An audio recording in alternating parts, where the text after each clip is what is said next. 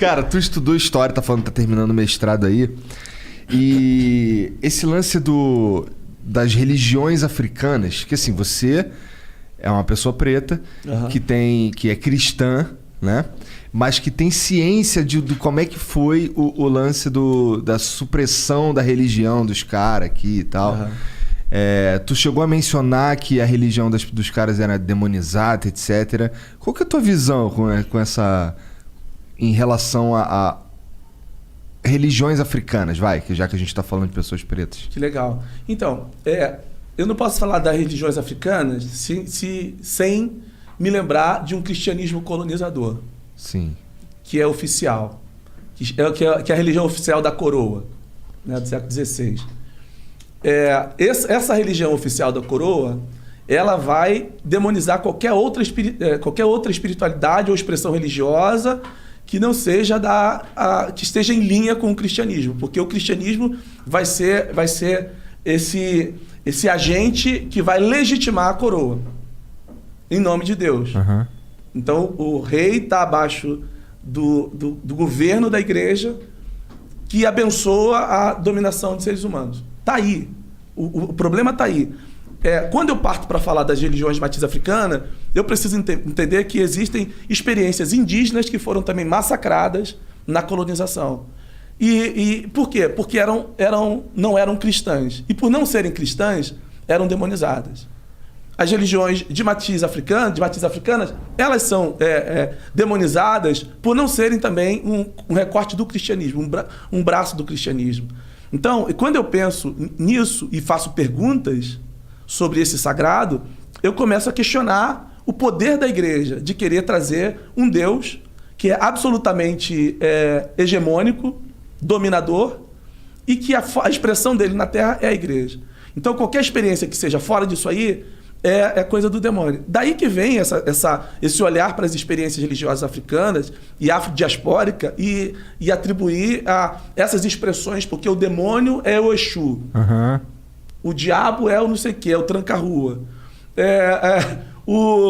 O demônio lá é o preto velho. Agora tu imagina eu com 52 anos de idade, numa igreja que está fazendo exorcismo lá, e eu tô lá para cantar, e eu tô lá com minha barba branca, e o cara vai lá e fala assim, ó, sai pombagira. Sai preto velho. Aí sai preto velho. Eu falei, pô, bicho, qual é, irmão?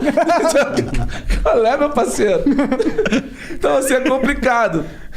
Mas é isso, acho que a questão do olhar para as religiões de matriz africana preconceituoso e demonizador, ele caminha junto com uma identificação da cor do negro, que é um respaldo que você vai ter, por exemplo, a partir de Isidoro de Sevilha, por exemplo, que ele vai construir um mito, que é o mito de Cão, que é um mito bíblico, inclusive, que um dos filhos de Noé vai ser amaldiçoado. E o continente africano é tido como o continente onde esses filhos, esse descendente de Noé vão habitar. E a marca desses filhos está na cor da pele, está na geografia, que é o continente, está na genealogia, porque os filhos de Cão foram para a África, segundo essa tradição literária judaico-cristã. E o terceiro ponto, que vai estar dentro do cristianismo, do islamismo, do cristianismo, é a cor da pele. Então, tudo que se produz na África é maldito. As experiências cristãs da África, as experiências religiosas da África, são experiências malditas. Isso aí é o pano de fundo. Eu não posso falar sobre, por exemplo, quando eu vou pensar sobre o candomblé, quando eu vou pensar sobre as experiências, tanto africanas quanto afrodiaspóricas, eu não posso olhar para isso sem fazer uma leitura anterior a isso, que é construída há muitos séculos, que é sustentada, por exemplo, a partir do século VI, VII, por Isidoro de Sevilha, que vai ser o pano de fundo para a justificação do século XVI da escravidão africana. Então está tudo isso ali. Então qualquer expressão africana vai estar relacionada ao demônio, por uma igreja hegemônica, e por ser uma expressão de resistência. Porque o candomblé é uma experiência, eu gosto do Muniz Sodré quando ele fala que a experiência do candomblé é uma experiência de resistência, é a ágora diaspórica. Mas eu concordo. Eu acho que a resistência é um dos aspectos mais fortes. Que é lindo, porque o candomblé produz tudo, não é só religião. E ele sobreviveu a anos, a séculos de escravidão no Brasil, não estou falando do candomblé, estou falando das experiências africanas. Porque tem outras experiências africanas anteriores ao candomblé no Brasil. Mas, enfim, vão ser experiências que vão resistir à coroa, que vão resistir aos colonizadores, que vão resistir ao cristianismo católico e, a partir da República, ao cristianismo laico também, que está sempre sendo oprimido, mas sempre resiste. Por quê? Porque não é uma resistência apenas da espiritualidade, é uma experiência da consciência, é uma resistência política, é uma experiência do seu lugar enquanto negros que foram escravizados. Então, esse olhar do movimento cristão para as religiões de matriz africana como um olhar demonizador, ele está muito chancelado por uma visão colonialista ainda. Uhum. Então, a despeito do que eu pense ou do que qualquer pessoa fala, é experiência de matriz africana. Então, vamos respeitar a experiência do outro, seja ela a expressão que tiver. Só que apesar de sermos um país laico, nós não suportamos, nós ainda olhamos, a sociedade ainda olha para um trabalho, por uma oferenda que é feita, por um rito do candomblé, por exemplo, mais diretamente, e vai dizer, isso é coisa do mal. Ou macumba. É macumba, chuta que é macumba, é o demônio que está ali. Mas a gente é incapaz de olhar para as nossas falas cristãs que sustentam o projeto de poder colonizador, que oprime seres humanos, que diz bandido bom é bandido morto. Isso não tem nada a ver com Jesus, pô. Isso tem a ver com o projeto da igreja. Mas a gente é muito mais simpático a isso, de que bandido bom é bandido morto, do que reprovar, por exemplo, atos de intolerância religiosa que têm destruído terreiros no Brasil, que têm botado fogo, que têm matado pessoas, em nome de uma ideia de que religião no Brasil é a religião cristã.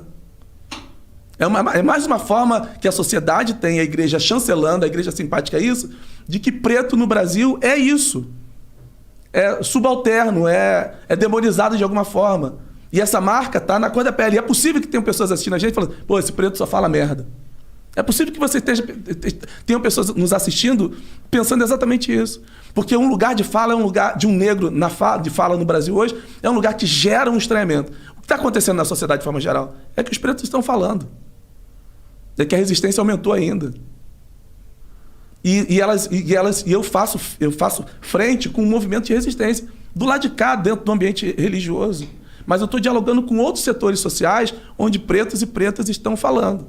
Respeito o nosso espaço. Respeito o nosso sagrado. Que não tem que ter expressão. Porque eu, dentro de um ambiente tradicional, religioso, eu já fui perguntado o seguinte, você é muito bom, mas você fica muito suado na reunião. Será que você pode suar menos? Ué? É um cristianismo elitista. Eu falei assim, cara, eu não consigo fazer isso, irmão. E quem falou isso para mim foi um pastor. Então, eu vou viver isso aí dentro da minha experiência religiosa. E as religiões de matriz africana vivem isso aí. As pessoas não querem saber o que acontece lá. É do demônio.